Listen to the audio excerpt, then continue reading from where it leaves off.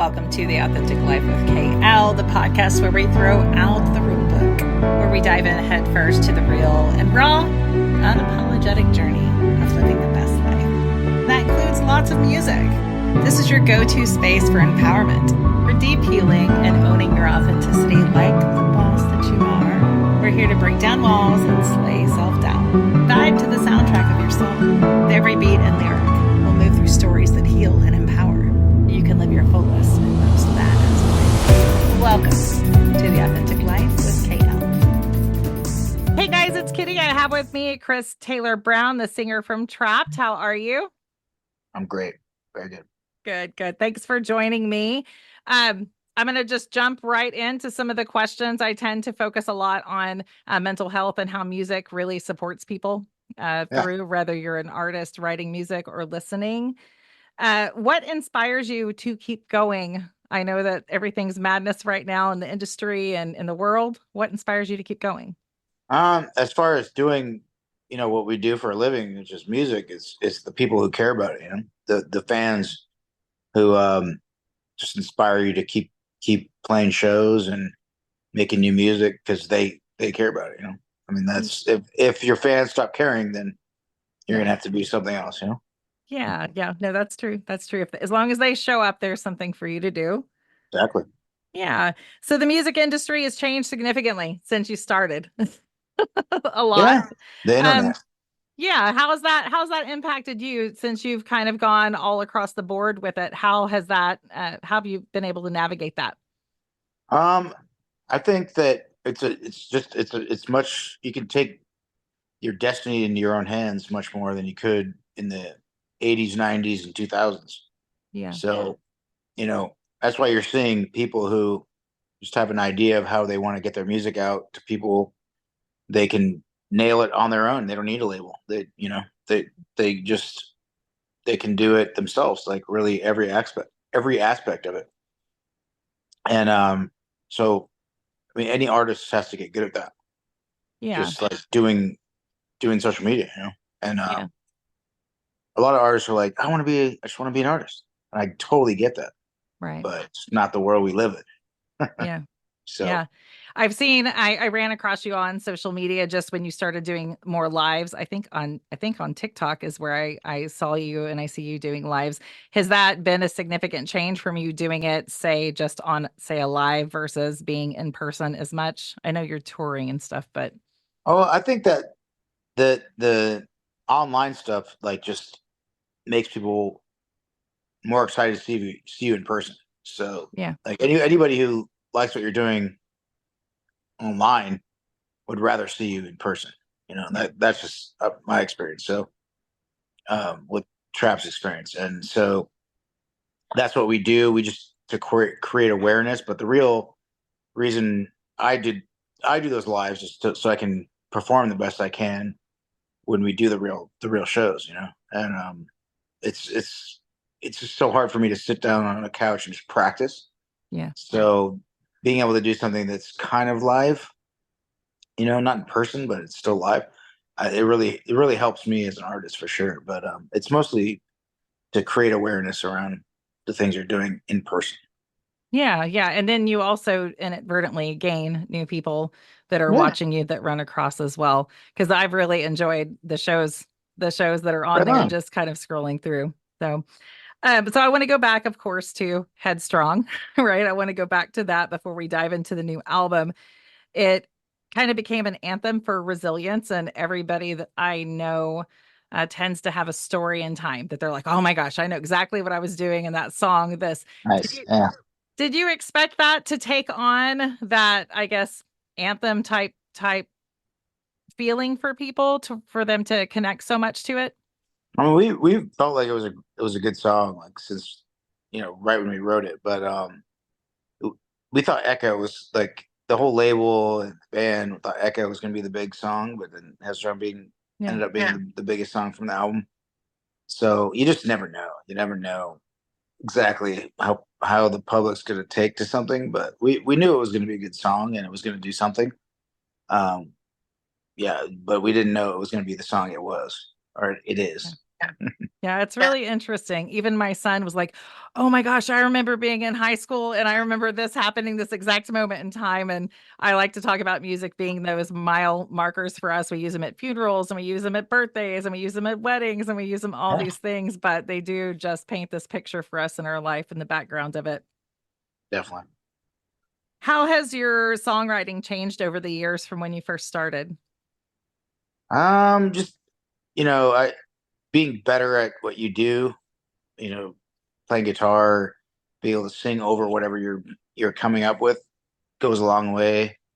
And just having more control over what you're doing. And Yeah. so I think that's the biggest difference between the beginning and now. It's just like things that I have in my head, I can just get it out to Yeah. the rest of the band or to fans so much easier than was ever done before. It's like just all the tools you got available. You can go from like writing a song on an acoustic guitar and you love that, and then making that into something completely different in hours. So it's just really cool. Like, 'cause to me, like music's just like what's in your head, and you just trying to get it out so you can communicate it to people. And like the way you can just take an idea in your head and make that into something that people really think is great, you know, that don't have it in their head. They're just hearing what you came up with.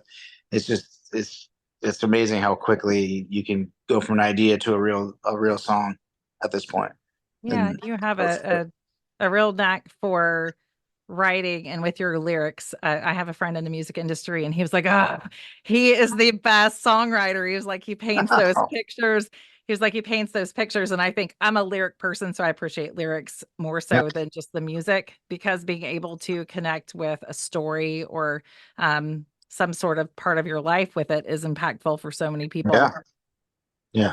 There's a lot When of music where you can't hear what they're saying. You have to like look up the lyrics. And I think like yeah, when we write music, we try to make it so that like anyone who listens for the first time can hear what's being said.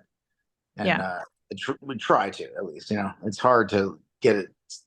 You have to have like a really simple song for every lyric to be heard, like Bob Marley. You hear every lyric on that. right. But it's a simpler type of music for sure. So like the more that's going on, the harder it is to like just get that idea across of what you're trying to say. So Yeah. we just really try to at least try to get that point across in the first listen. Yeah, no, I think you do a great job. I think that there's a time and place for the screaming music. But then for the most part, it's like when I and a lot of people connect, it's those lyrics and those are the parts that are absolutely Yeah. unforgettable. So, do you write with a specific message in mind when you're writing songs? I know you said it kind of came from you have an idea in your head. Does it come from personal experience? Does it come from you having a great imagination and story writing Um, skills? yeah, it's usually like something I'm just thinking about a lot, and it'll just end up coming out in some hook or something. Like it's always usually like music, and the music makes me feel something, and then I'll try to capture that feeling with words. And so the first line of a song always is like just pops out by accident, and then from there you're like, oh, that's cool. And then you're like, that's an idea, and then like you make a whole song about it. So that's what I'm always looking for, is like that first like lyric that pops out of my mouth from hearing a piece of music. And then from there you can build whatever song you want, but it's that first line that is what I'm looking for. So it's just That's what whatever keeps you piece of going. music inspires that. Yeah. Do you remember, this is just random. Do you remember the first song you ever wrote? Yeah, I do remember it. Trying to figure out what the song was called, but I I totally just remember writing it and the whole thing. Um, yeah, I can't think of the title of the song right now, but I I always definitely, wonder if that's something you just don't forget. When you finally write a song and you're like, I did it. yeah, I totally remember. It was like there was like rapping in the verses and like the chorus part. Yeah, it was like back in like the 96 or 97 when like there's a lot of rap rock going on. Yeah, no, I love that. I love that. Looking back on your career, is there a moment in time that for you was a turning point for you as a person or as the band that you knew it was different? Just just that Headstrong like becoming a hit song. That's like you know if you get one of those songs like you as a band, and obviously if you have to like follow it up with good songs too. You can't just have the one song. Right. But that's what gets people into your band, and then they follow your band, and you put out records, and they like songs from records you put out. But that's that first song that really gets your name out there. And as long as you're a good band, you write good songs, like you will have a fan base. But there's a lot of bands that have good songs and they're a great band. They just never have that song, Yeah. and nobody knows who they are because they just never had that promotion. So we're just very fortunate that we had that song to do what it did and still does. Yeah. Do you think it's easier nowadays to have one of those songs to do that now with social media and things like that versus how it was back then? I think it's easier to get one of those songs noticed, but it's also what do you have to give away Yeah. to you can't do it on your own. You need to Yeah. have like the team, the labels, or like Yeah. the the people who do that for a living. Like you can't. Everyone's spending so much money trying to get their songs noticed Yeah. that you're competing with all these bigger companies, and you may have a song that's way better than all these companies and they're the bands that these companies have signed, but they've got all the money. Yeah. So that's what you're fighting against. So a lot of times the best songs don't get heard, Yeah. The unfortunately. genuine songs and all that kind of fall Yeah. by the But wayside. but if it's a great song, I think it finds its way to the surface, it bubbles up. But Yeah. and then there's always someone trying to they see that it's bubbling up and they're like throwing money at that, and they're Yeah. always trying to get it. Let me help you. Let me help Yeah, you. yeah. As long as we own it. Yeah. Yeah. Are you a label now or are you Now self we've been independent since independent? 2012. Yeah. Yeah, I see a lot of bands doing yeah, that. I understand why, but I yeah. do. We did 4 albums with 2 labels, and then 4 albums just on our own at Nice, this nice. point. What do you think is the most misunderstood thing about you? I've been very vocal with like the things that I think are wrong, or when I see people lying about this or that. Mhm. So anytime I've been able to say something about that, I will. And I think a lot of people think that like just because you're playing back and forth with people insulting you and you insult them back, that you're a bad guy. But it's like I like to have fun with people. Like if I have a friend, like my friends that I've grown up with or just I've met over the years have to be people that can take a joke. Sure. And so I think the world that we live in, this self-righteousness just keeps people from being able to take jokes and to being able to be a joking person. And hopefully that changes at some point. But I think I'm a lot less serious than people think I am. I You're a guess lot that's less serious. the point I'm trying to make here. Yeah. Or you're the class clown sometimes. I basically have been my whole life. Yeah. I love that. I love that. I would love to talk a little bit about your new album if you want to kind of walk us through it. I have enjoyed it very much. So, you Sure. want to talk about that? Oh yeah, we write records every 3 to 4 years. It usually takes a year or two of living to get some songs going, and then you know a year and a half, 2 years into writing music, you start kind of coming up with an album, and then you got to record it. Mm.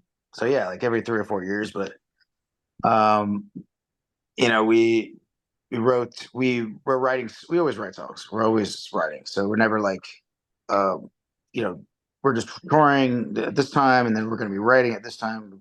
There's always writing music going on. But like I said, like once you have an album's worth of material, then you're like, okay, let's see if we can put an album together. And that's usually like a year-long process.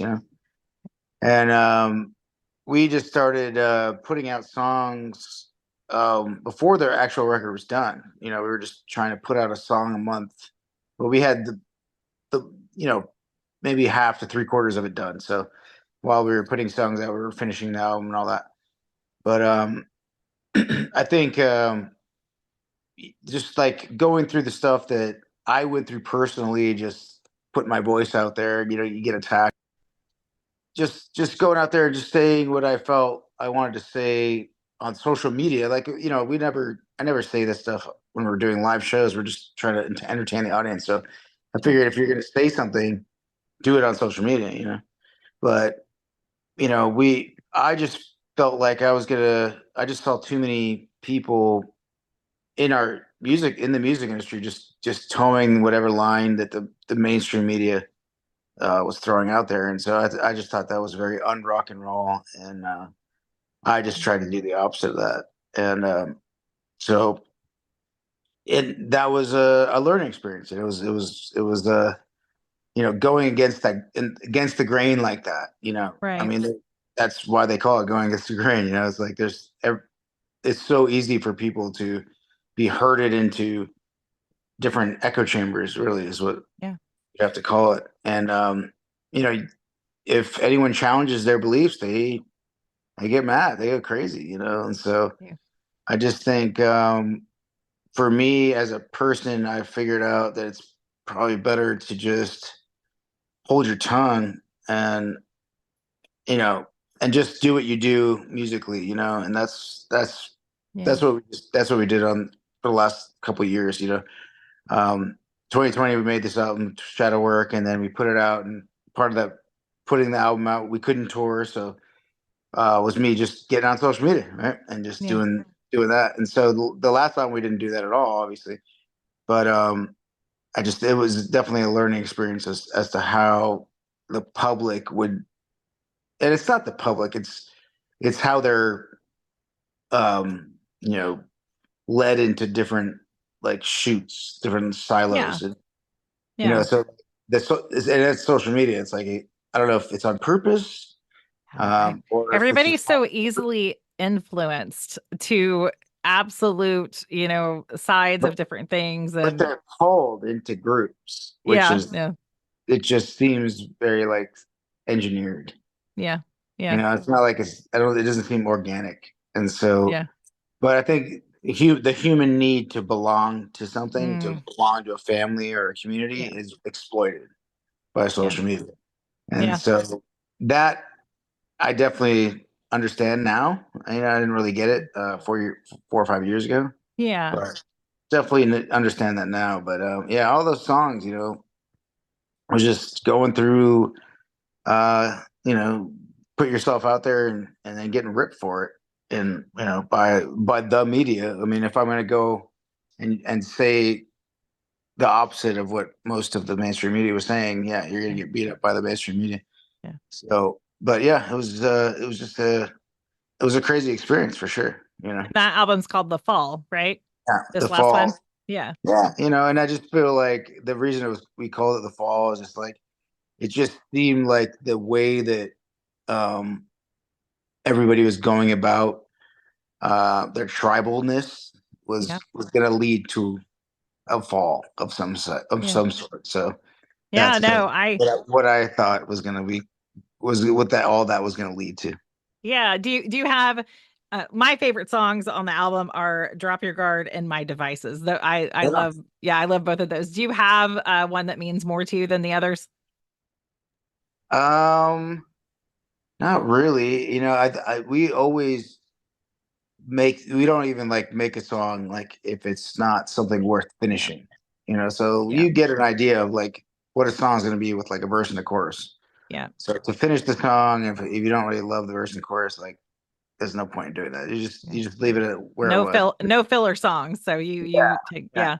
yeah, Don't just yeah, make a song just to get another song on the album. So we do, you know, lots of ideas. Like we do dozens of ideas, but mm, it's like, you know, a dozen or so songs make the album, you know, at the end of the day. yeah. So Yeah, I was showing I have a friend that helps me with the podcast and different things, and I showed her the My Devices, and she was like, that is going to my playlist. She right was like, on. I like it. So no, they're Yeah. um like I say beautifully written, some of them aren't so like beautiful experiences, right? But it is such a um it's something that everybody can connect to as humans, those kind of things that you're writing about. So Yeah, it's that inner world where there's like an outer world where you're just with people, and then there's the world where you're just by yeah, yourself. And they're two different worlds for sure. And they they're are. equally as important to you. Yeah, and the goal is really, I think if we wanted to become like our best version, it would merge both of them, but it's so hard, right, to bring like I say the darker and then everything that is all together. Yeah. It's really Well, it's difficult. it's I think that the best mixture is kind of like a 50-50 of both Hmm. worlds. Yeah, I think if you're only going out there trying to get the approval of everyone and not even able to be alone.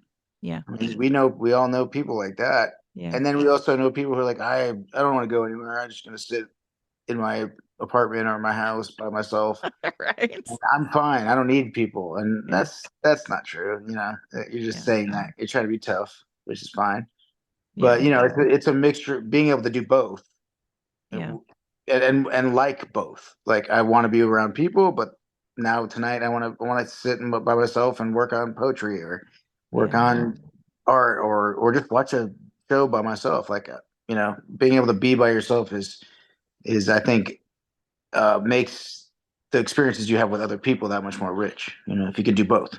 I think so too. I think so too. And I think the world has made it so scary for people to become vulnerable because it's like, oh, well, especially social media. And if you're in the light at all, it's terrifying to become vulnerable because typically someone will find you and use it against you for some Yeah. reason or whatever. So I think vulnerability is a really beautiful thing, but I think that it is taken advantage of so much.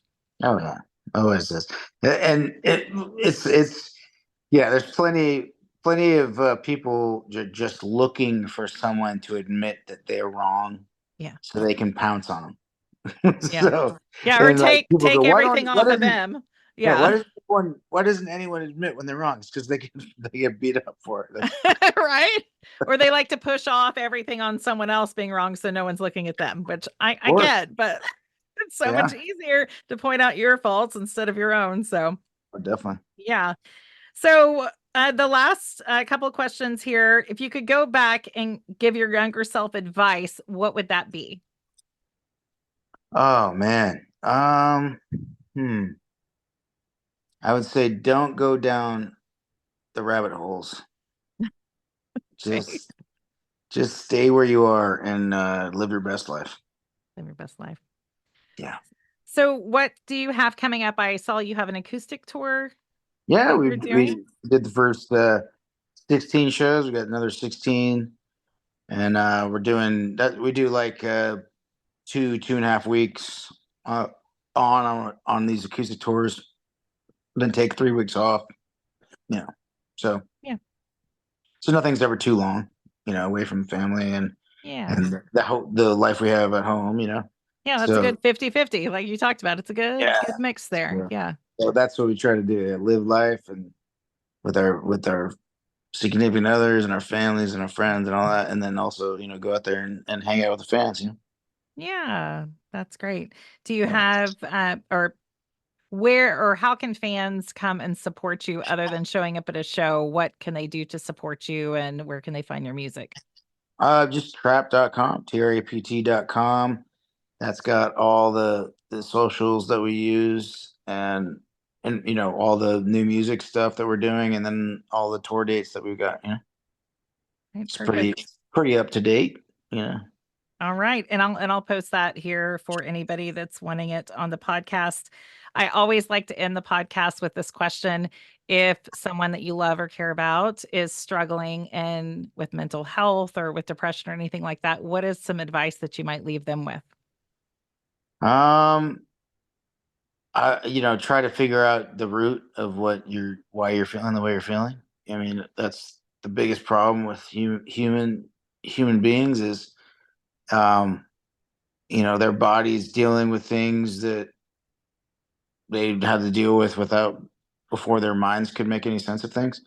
So, like the stuff that happened to you as a kid, and everybody has a somewhat traumatic childhood, even if it was a perfect childhood.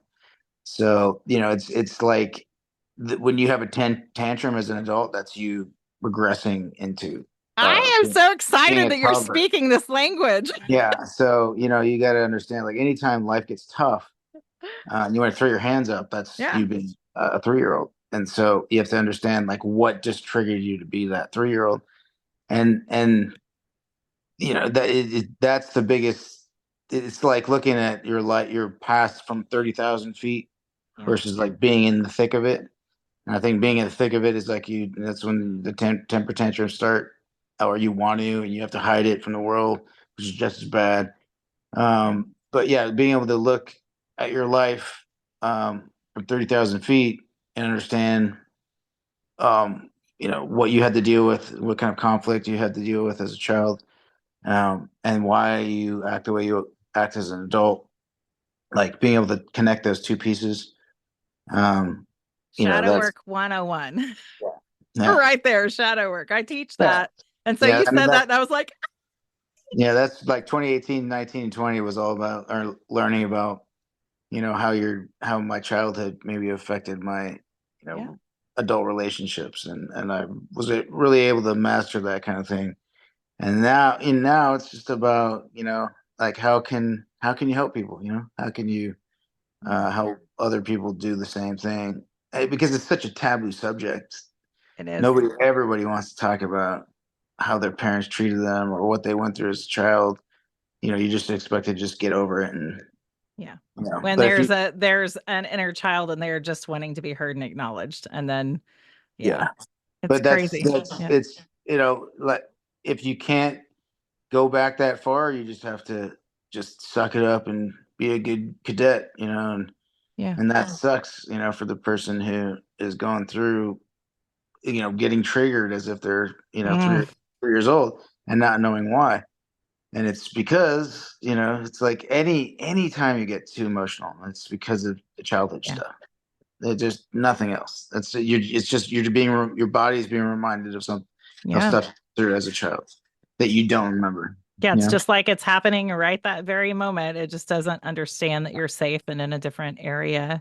And a lot of times you have to ask your parents about it, like what happened. And And isn't that is the they don't hardest? want to talk about it either. They don't want to, like, if they did something that was not probably not what they should have done, they don't want to talk about it. No. They'll want to spin it the way that they feel, but it makes them feel Yeah. better about it. So that's what's tough. It's like it's Yeah. real hard. Like going to therapy is just really about remembering what happened and looking at it from as an adult instead of looking at it as a child. Yeah, because you Yeah. feel it. You don't necessarily remember all the memories from a child, but you definitely feel that subconsciously. So, But a lot of people just won't. They don't want to. They don't want to face it. I mean, yeah, they can do it if they did therapy or they did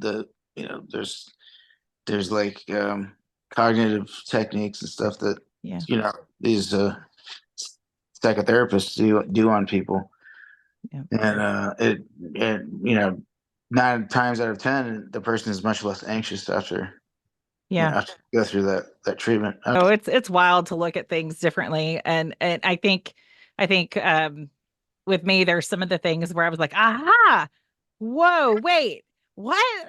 And like you Yeah. just kind of the journey within, I think, is the tallest mountain, is what I always say when I'm teaching. I was like, it's the tallest mountain, but once you get there and you start self-reflecting and understanding it, it's really interesting to see and sit back and watch. And like you said, watch Well, your life a little it's like you differently. get two lives. You have the childhood life, which totally drives the entire adult life, Hmm. whether the adult knows it or not. But you have a chance to, as an adult, like look over that childhood life as an adult for the first time, where Yeah. you lived it as a child, and then you put it away, Yeah. and you went through middle school and high school, and you just and then you started living your life, not resolving any of the stuff that might have been traumatic as a child, and and that's where all these bad behaviors from adults come. That's what I'm teaching. And I'm like, okay, you have a trigger, and you try to find out what caused your head to spin around and all those things, but ultimately in the end it always goes back to something in your childhood somewhere. It doesn't Yeah, even like have an to be adult. something purposeful. An It adult can should be, but never. Yeah, an adult should never throw a temper tantrum. right. That shouldn't be happening. But It, adults do. yeah. They do I it. was It like, your happens inner all the time. child's laying in the, what does a toddler do when they're pissed off and don't get their way? They lay in the floor and scream. Your triggers and how you respond sometimes are exactly There's- that. Everybody has done it. Everyone has their trigger. Yeah. But it's just like, Yeah. if that happens to you, then you have to look back at, Yeah. why do I get triggered over those things? Yeah. And it's from childhood. Yeah. No, it's so interesting. Nobody wants to talk about that because everyone's embarrassed of it. Yeah. I just got done. I do book club with the people that are in my community, and the book that we just did is called "It Didn't Start with You," and it talks about generational trauma. And everybody's like, "No, don't make us read it again." That's But and that's why there's the cycle and never gets healed yeah, because nobody even wants to admit yeah, that there's a child in them that's yeah, uncontrolled, that's separated from the person they are when they're walking about their day and you talking to their coworkers and just and not emotional. That's you when you're not emotional. And then something happens and real life happens and like that's the real you, the child. yeah. And Emotion, then that emotional core. yeah, and then the adults, or you get older if you have children, and then you don't want to look into, like, I literally raised my child from me being a child because I never went in and did the stuff that I needed to do. And The most average the average kid is parented by an unhealed inner yes. child, no doubt. And that's at least the community says, well, we'll at least be able to, make make the adult in you into something, Yeah. that knows right from wrong. I mean, Yeah. that's what community does. But yeah, like the person you are when you're emotional, that's who you really are. Like the Yeah. rest of it's just a construct from Yeah. your community and what they expect of you. Dad was good at being able to kind of be an asshole and then apologize. Yeah. My mom not as good as that, Yeah. but bless her heart, she's awesome. I love both my parents, but my dad was definitely not didn't mind being vulnerable. You Yeah. know, like if I didn't see him or call him when I was in town, I was like I could have, and that would hurt his feelings. Like maybe I had some other stuff going on, or whatever. He would just tell you. He'd tell me that. Yeah. Which a lot of people just wouldn't want to even bring it up. But I my just tell dad you what's up. unapologetically just, you know. So I think he had a pretty good upbringing, but he had like five other siblings, and he's probably like the most normal of the six, I would say. Yeah. No, So it's and on that, it's wild. I had or had four younger brothers, and we were all raised the exact same household and absolutely completely different, and yeah, all the way it's the around. nature So versus nurture thing. it It's like is, it is. not just one or the other. It's really a Yeah. combination of the two. Yeah, it is. It is. Well, 50-50 thing. thank you so much for coming on. I Huh. am I am very pleasantly surprised with that last part of the conversation. I really want to make an impact in this world with helping people just know they're not alone, and just bringing It's, forth. people have to see the value Yeah. in pushing to understand what happened growing up, Yeah. because it's like that first 5 years is so crucial to understanding why you are who you are. Yeah. And people just try to figure out why they are who they are, but they won't go back there Yeah. because they know the answer deep down.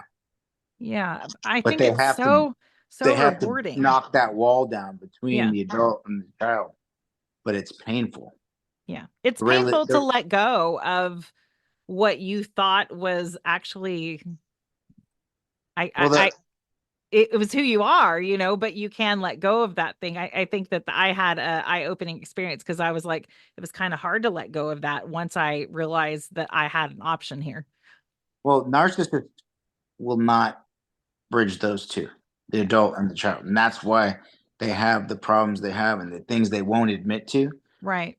They won't, because the pain for them is too much. They can't admit Mm, the reality that, like, it's very delusional, to not be able to just admit what's going to hurt yeah. because it's going to hurt. I mean, like, you can do that. You can like trick your mind into not feeling things just by not admitting it. Yeah. And sometimes I think people like that are happier. I know they're not necessarily, but I think Not the there's, people around them, they are maybe, but the yeah, people yeah, around yeah, them are dealing with someone who does not adhere to reality yeah, because reality hurts too much. yeah. No, you're very right. You're very And that's why right. they can paint pretty pictures because Yeah. that's all they can do for themselves. They don't live in reality. They Yeah. live in a narrative that they create. And then they have to fight for that reality or that narrative. And then the people who are normal who fall victim to that narrative, Yeah. the reality they find out at some point is not very nice. Yeah. That's why they get so angry when people try to take that away because it's their own, That's their mask, yeah. yeah, it's their own reality. But So, people they get attracted to that narrative that was created. It's not even yeah. real. Yeah. But and then they have to go through a whole mind fuck, and go, what? Now normal people raised by normal parents Right. meet somebody who they fall victim to that narrative that this Mhm. person's created, and they get gaslighted in a way that they're like they can't even go back to their normal lives. It's true. It's true. Yeah, No, PTSD. that's true. They make you question everything about yourself, even things that I thought that was real, but maybe it's not. Like it Yeah, gets but wild. that's Yeah. it's that you see that that's possible though. Yeah. So it opens up. It should open up when you meet someone like that. You start looking at, am I doing that? Yeah. Am I like hiding things, or am I? Yeah. Maybe I need to look at myself. Everyone has something to teach you. It's true. It's true. And that's a great way to look at it too. So, Yeah, and I think being humble is like the best thing you can do. Just like I'm not, I don't, no one does like owes me anything. I don't deserve anything, and so I won't get hurt if I don't get it right. So I think like just being humble from starting from a position of like I'm humble. I don't need to yeah. be treated like any way, any given way or whatever. I'll treat others the way I want to be treated, like simple golden rule, And and it's just such a good rule yeah, because yeah. it really would work if But everybody you would do but you it. have to be humble to live Yeah. your life by that rule. Yeah, Yeah. I've said before that someone else's healing, their healing is found within your pain. Mhm. Someone else's gift is found within your pain because without you going through it and being vulnerable, they may not have someone. So Being vulnerable is just another form of language yeah, that people who don't allow themselves to be vulnerable will never speak. yeah. And it's something that you learn to do because after you're hurt so much, you have to really sometimes make a decision to be vulnerable, but it's not Yeah. always that bad. I think it's how you were raised. Yeah, You have yeah, two parents who encouraged always to say, "Hey, I'm feeling this way. yeah, I don't care what you think about that. I'm going to let you know." yeah, Like those are good parents. Not parents who are like, "Don't feel anything. That's yeah, embarrassing to me." yeah. Shh, You be know, quiet. Don't yell. Be quiet. yeah. Shh, don't do that. Don't have fun. Don't play Don't on do that. that Don't, either. No, don't do don't do anything. anything ever. Go sit in your Yeah, room and be quiet. don't take a risk ever. Don't do anything. So my parents were like, just we can't control you. Yeah, So yeah. they didn't even try. So that was a good thing. Whereas my girl, like her mom was very strict, Mhm. so she like feels like she like is trying to get out of that, get out of dealing with strict parenting, where Yeah, I probably needed more strict parenting. sure.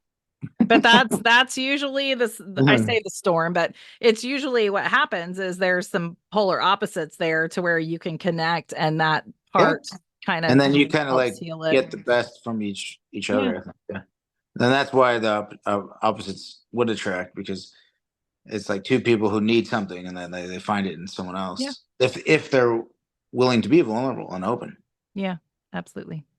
Yeah, All so right. I guess that's that twin flame thing, right? Yeah, it can be. Where, Sometimes that's a where it hot can either mess, be a but disaster or the greatest thing, that's right. That's right. depending And on the sometimes it's maturity both. levels of the two Yeah. people. Yep. Sometimes it's both, but yeah, it Yeah, can be that. So, right well, on. It's all a good right. I thing. appreciate you so much. I will, I look forward to talking with you again, maybe when you Yeah, do a different album. So, sure. thank you for joining us on this episode of The Authentic Life with KL, where we explore the powerful intersection of healing and music. If If you enjoyed today's episode, please give a follow and share with your friends. You can find more information about The Authentic Life of KL and Kitty Lynn at kittylynn.com, KITTYLYNNE.com. Thanks so much for listening.